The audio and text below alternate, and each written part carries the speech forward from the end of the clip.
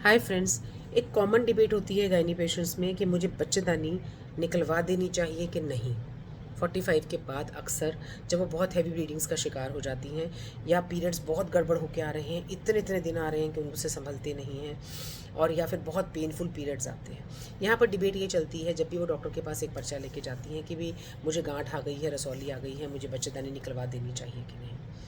देखिए, बच्चेदानी निकालना, हिस्टेक्टमी जिसको हम अपनी भाषा में बोलते हैं, गर्भाशय को निकालना, फर्स्ट एंड फॉरमोस्ट असेंशियल तब हो जाता है जब आपको एक्चुअल में, भगवान ना करे, कि मेलिग्नेंसी हो जाए, यानी कि कोई कैंसर या उसके चेंजेस आ जाए आपको। ठीक है, उसके अंदर क्या है, आपको सर्वाइकल कैंसर है, आपको ओवेरियन कैंसर है, आपको यूट्रस का कैंसर है, जो भी आपको जिस भी तरीके का डायग्नोज होता है उस केस में तो वो मैंडेटरी हो जाता है।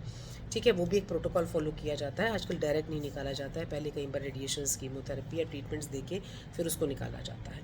तो वो तो मोस्ट इंपॉर्टेंट चीज़ है। ठीक है, अब सेकंड डिबेट वो होती है कि अक्सर हिंदुस्तान के अंदर इस समय पे ये सिनेरियो है, कुछ स्टेट्स में तो ये सिनेरियो भी है, जैसे बिहार जैसा स्टेट है। जब मेरे पास गायनी पेशेंट्स आती हैं तो मैं देखती हूँ बिहार में क्या हुआ पड़ा है, जो अब डाटा तो मुझे एग्जैक्ट नहीं पता है, बट मैं ऑफेंड नहीं करना चाहती किसी को, बट जनरली मैंने देखा है कि जब भी लेडीज़ आती हैं तो मैक्सिमम उनकी 35 के बाद ही यूट्रस निकली हुई होती है।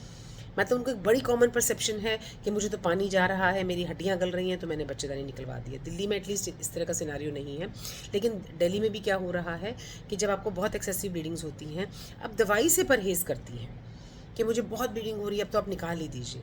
यहाँ पर दो फैक्टर्स हैं। एक होता है क्वालिटी ऑफ लाइफ। जब आप एक्चुअली 2-2, 3-3, 4-4 साल भी मेडिसिन खा रही हैं, आपका DUB है, डिसफंक्शनल यूट्राइन ब्लीडिंग है, आपको पता नहीं चल रहा है, कोई मेलिग्नेंसी भी नहीं है, बट स्टिल आपके यूट्रस के अंदर कुछ चेंजेस ऐसे आ गए हैं जिसके कारण कि आपको ब्लीडिंग रुकती नहीं है। ठीक है, तो उस केस में सबसे पहले आप मेडिसिन की चॉइस लीजिए। सेकेंड ऑप्शन मिरीना की है, आप उसकी चॉइस भी लीजिए। आप पहले 2-3 चॉइसेस को बहुत जल्दी से गिव अप मत कीजिए। आप हमेशा पहले उसका इस्तेमाल कीजिए, कम से कम 1-2 साल तक तो आप उसका इस्तेमाल कीजिए। कई बार लेडीज़ क्या कहती हैं, मैडम वो 21 दिन की गोली आप देते हो, तब तक तो मुझे ब्लीडिंग रुकी रहती है, उसके बाद मुझे वो फिर से ब्लीडिंग स्टार्ट हो जाती है। कोई बात नहीं, क्योंकि हम उसके अलावा चॉइस नहीं है आपको हार्मोन्स की मेडिसिन देने के अलावा। जब आपकी ब्लीडिंग कंट्रोल करनी होती है 45 के बाद, जब भी आपको डिसफंक्शनल ब्लीडिंग हो रही है जो आपके काबू की नहीं है, दवाइयों से कंट्रोल करनी पड़ती है, तो उसमें थोड़ी हिम्मत रखिए, उसको कुछ समय तक फॉलो कीजिए और देखिए कि आपको उससे असर आ रहा है कि नहीं आ रहा है। सेकेंड चीज़ क्या है कि आप कभी भी उत्सुक नहीं होती हैं अपने चेकअप्स कराने में।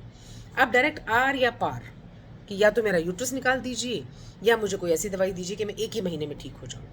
ऐसा नहीं होता है। ठीक है, उस केस में थोड़ी हिम्मत रखिए कि आप मेडिसिन लेके पहले उसको चलाएंगी, और वो मेडिसिन आपको, ऐसा नहीं होता है कि आप कुछ भी गोली खाती हैं तो आपको हमेशा नुकसान ही करती है। क्योंकि लेडीज़ के अंदर एक बड़ा कॉमन डायलॉग होता है, मैं तो दवाई खा खा के दुखी हो गई हूँ। ठीक है, मुझसे तो इतनी दवाइयाँ खाई नहीं जाती हैं, मुझसे तो गर्म दवाइयाँ नहीं खाई जाती हैं। आपको दिक्कत है तो उसको सुधारने के लिए आपको कुछ मेडिसिन तो खानी ही पड़ेंगी। ठीक है, सेकंड ऑप्शन जो मैंने बताई मिरीना के, अपने डॉक्टर से डिस्कस कर सकती हैं। आप हर बार अपना चेकअप कराने से गुरेज मत कीजिए। आपको हर साल अपना पैप स्मीयर कराना है, आपको हर साल अपना एक रूटीन अल्ट्रासाउंड कराना है, जस्ट टू चेक आउट 45 के बाद कि आप कोई चीज़ मिस नहीं कर रही हैं। और ब्लीडिंग रोकने की दवाइयाँ, जिनको बहुत हैवी ब्लीडिंग्स होती हैं, ये वीडियो उन्हीं के लिए है, तो उसकी दवाइयों को अभी कम से कम 6 महीना साल आप इस्तेमाल कीजिए, अगर आपको कोई और कॉम्प्लिकेशन नहीं है। अगर आपको बहुत लार्ज फाइब्रॉयड है जो कि आपकी डेली क्वालिटी ऑफ लाइफ को हैम्पर कर रहा है, बहुत लार्ज फाइब्रॉयड है, और उसके साथ ही आपको कुछ और चेंजेस इतने ज़्यादा आ गए हैं कि मेडिसिन भी हेल्प नहीं कर पा रही है, चाहे आपको मेलिग्नेंसी भी नहीं है, तब एक ऑप्शन हो सकती है।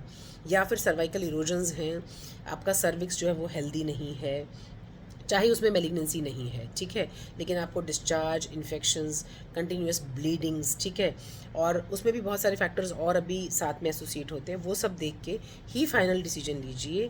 पहले दवाइयों से, अपनी ट्रीटमेंट से गुरेज मत कीजिए। डायरेक्ट डिसीजन से पहले अपनी बॉडी को थोड़ा समय दीजिए, और उसके बाद हमेशा ही अपने चेकअप से ज़रूर कराइए। मान लीजिए आपको फाइब्रॉयड निकल जाता है, आप देखिए ईयरली कि वो किस टाइप का है, बढ़ रहा है, सबम्यूकोजल है, सबसिरोजल है, उसका साइज़ कितना है, ठीक है। डीएनसी बायोप्सी करा के देखिए कि कोई मेलिग्नेंसी वाला फैक्टर तो नहीं है। आप पैप स्मीयर कराइए। मतलब आप हिम्मत मत हारा कीजिए कि इतनी जल्दी आप सोचेंगे मैं इमीडिएट किसी डिसीजन पे चली जाती हूँ, ठीक है। और अगर वो जाना पड़ता है तो कोई दिक्कत नहीं है, उसको भी एक्सेप्ट कीजिए, लेकिन अपने टेस्ट ट्रीटमेंट में गुरेज मत कीजिए।